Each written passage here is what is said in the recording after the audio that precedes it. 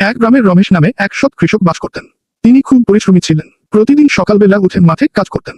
তার ছিল একটা ছোট্ট খামার, যেখানে গরু, মুরগি আর হাঁস পালতেন। কিন্তু একদিন তার খামারে একটা দুষ্টু শেয়াল ঢুকে পড়ল। সে প্রায় রাতে এসে মুরগি চুরি করত।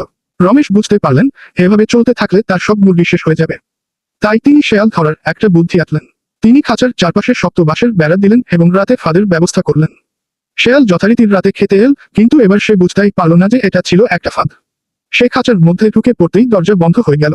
শেয়াল তখন চিৎকার করে বলতে লাগলো, ওহে কৃষক মামা, আমাকে ছেড়ে দিন। আমি আর কখনো চুরি করব না।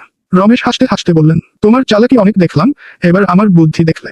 এরপর তিনি শেয়ালকে গ্রামের অন্য কৃষকদের দেখিয়ে বললেন, এই হলো চোরের পরিণতি, সবাই সাবধান। গ্রামের সবাই হেসে উঠল, আর শেয়াল লজ্জায় মুখ নিচু করে থাকলো। এরপর থেকে আর কখনো সে কৃষকের খামারের দিকে ঘেঁষার সাহস পেল না। বন্ধুরা, এই রকম মজার মজার গল্প শুনতে চাইলে আমার চ্যানেলটিকে সাবস্ক্রাইব করে পাশে থাকুন। ধন্যবাদ।